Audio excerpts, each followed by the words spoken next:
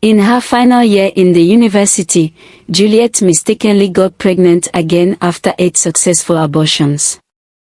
She tried every possible means to abort the pregnancy. She took pills, all kinds of traditional mixtures and herbs, but the pregnancy refused to go down. Her belly grew and her tummy became bigger and bigger every day.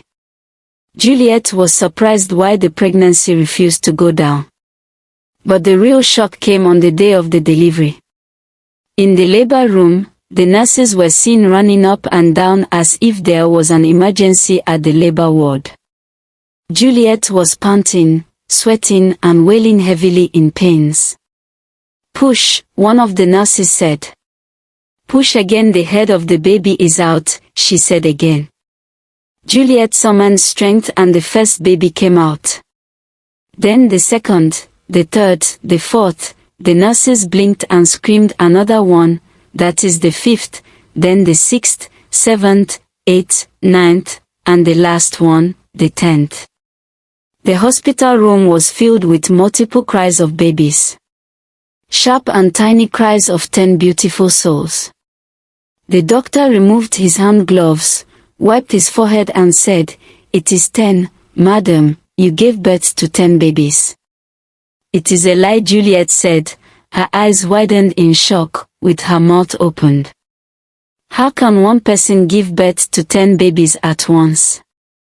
But it was not a lie. The babies were all laid there in the bed in the hospital, tiny, red and soft.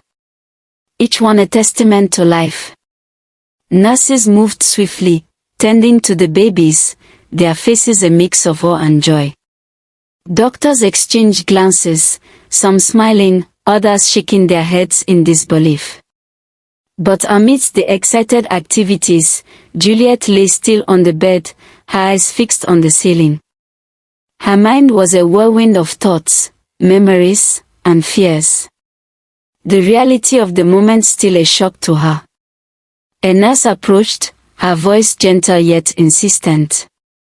"Madam, congratulations once again. Your babies are beautiful. Who should we call? Your husband? A family member?" Juliet turned her head slowly, meeting the nurse's gaze with a blank stare. She opened her mouth to speak but no words came out. Her throat felt dry, her tongue heavy. Because, how do you call a father when you don't know who the real father was? Juliet closed her eyes, memories flooding her mind. Nights blurred by alcohol and music, faces she could barely recall, names that eluded her. Jackson with his flashy BMW, Franklin the charismatic musician, the politician's son with his promises of luxury. The list went on. The room seemed to pause, the sounds of the babies fading into the background. Juliet turned her head back to the ceiling, tears streaming down her cheeks. Juliet sat upright in the hospital bed that night, her face pale, her eyes wide open. Around her, the babies stirred, some yawning softly, others crying with tiny fists clenched. 10 fragile lives. 10 faces that mirrored none of her certainty. In her 26 years of life, Juliet have lived a very rough life of clubbing, jumping from one night party to another one, sleeping around with different men of different ages. Some she can remember their faces, others she cannot remember. A day after she was discharged from the hospital, Juliet sat in her room.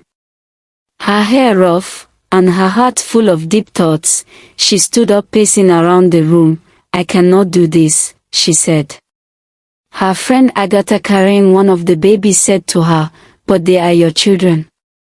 "I cannot do this, I want to have my life back." "You carried them for 9 months, Agatha said. "You gave birth to them. That makes you their mother." Juliet scoffed. "Mother to who? Children, I don't even know how they came to be this many. Or who to hold responsible." Agatha pulled a chair and sat beside her. "Just take it one step at a time. Don't say things you regret. Juliet turned her face, eyes burning. Regret. You think I don't regret it already? That night, after Agatha left, Juliet picked up a pen and a sheet of paper. She began to write names, not random ones. Real people. Men she had been with. Some she remembered clearly, others vaguely. The list was disturbing. The more she wrote, the more her heart sank. She crossed out some names. She circled a few.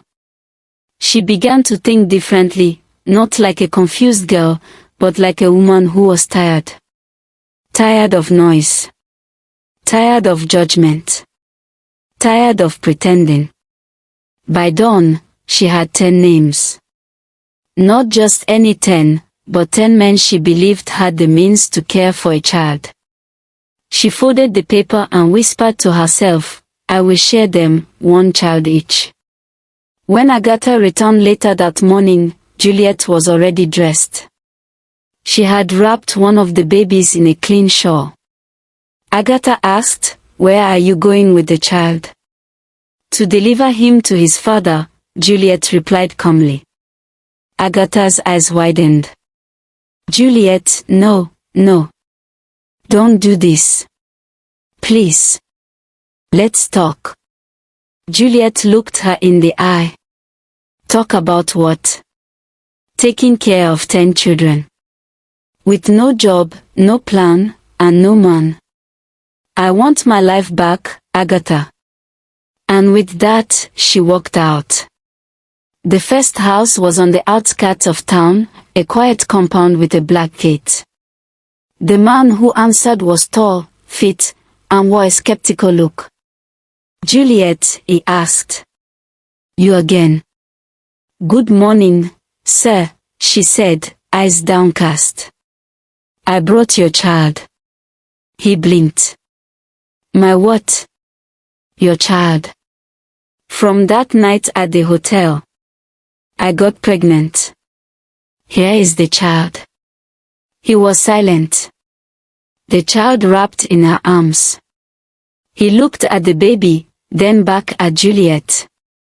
Something softened in his face. Come in, he said. And the gate closed behind them. The next day, the second name on her list was a bank manager. She dressed up, picked the second baby and went to the bank in the city. When she got there, she asked the security to call for the manager. Shortly after, a well-dressed man stepped out. What are you doing here? He asked, frowning. I came to return your child. He laughed bitterly. You must be mad. I'm a married man. Juliet held out the baby. I don't want anything from you. Just take him. You can do a test. I don't care. This is your child. The result of the time we had together that weekend at Treasureland Hotel. Look, we can settle this amicably. I will pay you whatsoever amount you want, so that you can leave. Just leave with the baby. I don't want anything from you, sir, just have the baby. That is all I ask for. Surprisingly, he took the baby. No questions. Just a sigh and a long pause. The next day, Juliet took the third baby. And this time, it was a club DJ who once had time with her. When she got to his house, the man was busy turning the stereo and preparing for the job for that day. She knocked at the door and it slammed opened. A man stepped out of the door with dreadlocks. Good day, sir, she greeted. Do you remember me? Yes, of course, I brought you your baby. My baby. I don't have any baby with you. Yes, you do, here she is. After the 2 days of cruise we had together in Parkview City Hotel, I got pregnant and this is the result. A bouncing baby girl. The DJ argued but she dropped the baby on his couch and left. And so, day by day she continued sharing the babies like a hawker on the streets of Lagos, so throughout that week all the babies were gone. distributed to different men of different profession. One was a lecturer, another one a footballer, another one a city tax collector, another one a hotel manager, and so on. While sharing the babies, some of them argued with her, one of them even called the police for her and she ran away even before the van could arrive. However, by the end of the week all the babies were gone. Juliet got back to her room and she sat down on the bed. No more filthy room with different and tiny faces, no more feeding bottles, no more midnight waking up to breastfeed babies. The room was filled with fresh air. Juliet sat on the bed, she stretched her legs, opened her arms and stretched herself. Now I can have my normal life. Juliet thought that the story had ended, but this kind of story never gets to end just like that. Life has a way of bringing back any seed you sow into it. Juliet was not always like that. She grew up in a well-organized home in Enugu. Her parents were strict but loving. Her father was a retired civil servant, and her mother was a school principal. They raised her with moral values, structure, and faith. They taught her how to be a modest lady and a person of integrity, speak respectfully, and always remember where she came from. And for a long time, Juliet followed the script. She was the pride of the family, especially when she got admitted into the University of Nigeria to study mass communication. Her parents celebrated, neighbors congratulated, and her pastor even prayed over her before she left. But something changed when she arrived at campus. It wasn't a sudden change, it was quiet and gradual. She made new friends, who started suggesting a kind of life to her. It started by missing morning lectures, casual outings, hangouts for a friend's birthday, then came the parties. The late-night parties and weekend clubs. One weekend at the club turned into every weekend. And every new phase became a new experience. She started dating different kinds of men, students, cult boys, even older men who drove expensive cars and promised her the world. Her life became a cycle of parties, alcohol, and night adventures. But she didn't see a problem. After all, she wasn't the only one. I'll get serious later, she'd tell herself.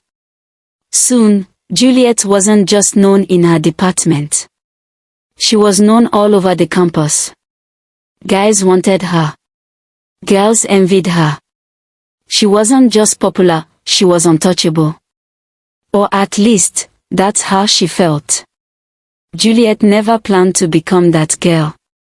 But now that she had tasted freedom, control, and influence, she didn't want to go back. She felt trapped in the pleasure of such a wild life and couldn't get over it. There were nights she came back to her room, dropped her handbag, and stared at the ceiling for hours. Not because she was thinking deeply, but because she felt empty. And yet, by the next night, she was out again. After graduation, Juliet said to herself, it is time to settle down, marry and bear children. But she said, I cannot settle for a poor man, seeing the kind of life she had tasted. At this time, Juliet was more serious with life. She seemed different and more responsible now because time was gradually ticking against her. She was in her late 20s, so she had become more composed. More serious. To settle down for life. Her carefree days were behind her, or at least that's what everyone thought. Finally, she met the son of a wealthy chief soon after finishing school. He was handsome, successful, and came from a very influential family. The wedding was grand. The kind of wedding that she had ever imagined. The kind that television channels and news houses came to cover. But as they said, after the day comes the still night.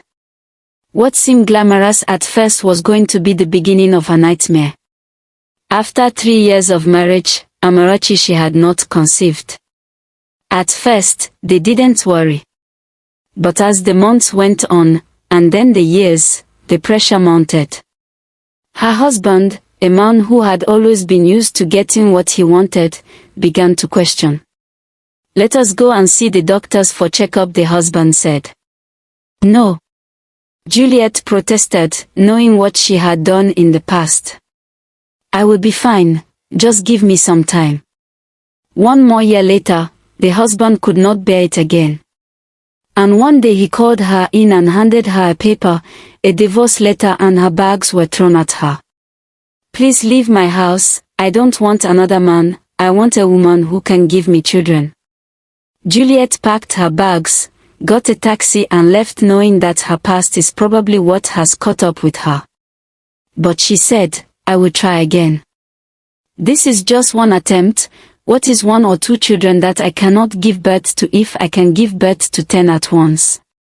I will try again. And suddenly she got married to another man. A businessman. The wedding again was grand. The man was a very humble and loving husband who loved Juliet with all his heart. Juliet thought that she has finally arrived at the kind of marriage she wanted and the life she ever imagined is finally here. But no. The earth has not forgotten her past seeds. She had convinced herself that this marriage would succeed, that the pain of the past would never be repeated. But just like before, there was a heavy silence when the months started counting and no conception had taken place. Pregnancy test upon pregnancy test, but all came back negative. Month after month, she waited, and each time, the results were the same. She tried to stay calm, to keep things together, but deep down, she knew. Her body, once so fertile, now betrayed her again. But this time, the man didn't shout. He didn't get angry. He didn't storm out of the house. He quietly sat her down and said, it's okay. We can try again. But the truth was that her past was haunting her and she kept it a secret from all her husbands. After 3 years again, the man got tired and he quietly filed for divorce. No drama. No accusations. Just a quiet, painful end. Juliet sat in her quiet house, alone once again. The man she thought would be the one to make everything right had walked away just like the others. And this time, the silence was louder than ever. Now, in her late 30s, Juliet sat in her small apartment, staring at the ceiling. The hustle of her past, the busy days filled with parties, men, and fleeting happiness, now seemed so far away. Her once beautiful face had aged, and her body, once so full of life, now felt like a distant memory. Her heart was heavy with regret. She realized what she had lost. Her youth, her fertility, the chance to be the mother she should have been, the kind of mother who nurtures, loves, and watches her children grow. That was gone. The children she gave away, the 10 babies, were no longer part of her life. They had grown up, and who knew what kind of lives they had led? Would they even believe she was their mother? Juliet couldn't shake the feeling that she had abandoned them, not just physically but emotionally too. Her choices had seemed like the right thing to do at the time. But now, in the quiet of her apartment, those choices felt like the weight of a lifetime. She thought back to the day she walked away from them. The day she gave away the children she had carried for 9 months. The day she thought she could escape the responsibilities that came with being a mother. But no one can escape the past forever. And so, in the midst of her loneliness, a thought began to form: I will go and look for my children, I will go and find the men I had given my children to. Just to see them with her eyes and know what has become of them after so many years of not looking back. She wasn't even sure what she should expect. She just wanted to know where they were, how they had grown, and if they can forgive her. But the task wasn't going to be easy. These men were scattered across the country, each with their own lives, their own families, their own stories. She didn't know if they'd even want to see her. But she couldn't let go. She couldn't keep living with the thought that she had abandoned her children without ever looking back. She had to know. And so, with no real plan, but a heart full of questions, she set out to find them. The first home was the first house where she dropped the first baby. She got to the front of the house. This time, the gate of the house looked older with little grasses in front of the gate. She knocked at the gate. The man who answered was one of the men. He was older now, graying at the temples, and looked at Juliet with eyes that were hard, like stone. "What are you doing here?" he asked. She tried to explain, tried to remind him that she was the woman who had given him his child all those years ago. The man didn't deny that, but he said to her, "You gave him to me like a garbage," he said coldly. "Now, he is my treasure. Stay away." Her heart sank. She wanted to argue, to tell him how much she regretted it, how much she wanted to make things right, but the words wouldn't come. How could she explain something she couldn't even understand herself? The next house she went to was the house of the DJ, where she dropped the baby on the couch and walked away. When she got to the house, she knocked on the door and a matured man with his usual locks opened the door. This time, he was old and now an aged radio presenter. "Good day, sir," she greeted. "I am Juliet, the girl that dropped the baby on your couch years ago." The man smiled and said, "Thank you for what you did. But the child is not here again with me. I gave him to my sister living in Port Harcourt. Please excuse me." He slammed the door closed. Juliet stayed there a little, confused and undecided. She went to the third place, the bank manager's office, and the experiences was the same. "I gave the child to the orphanage after you rejected her with me. Please, I don't want to see you near here again, otherwise, I will get you arrested." Each visit after that was the same. Doors slammed in her face. And attention not given to explain herself. Juliet returned to her quiet life. The house she lived in was small, nothing like the dreams she once had when she was younger. She sat by the window, her eyes blankly staring at the world outside. Other mothers were outside, laughing, playing with their children. Her heart twisted in pain, a constant reminder of what she had lost.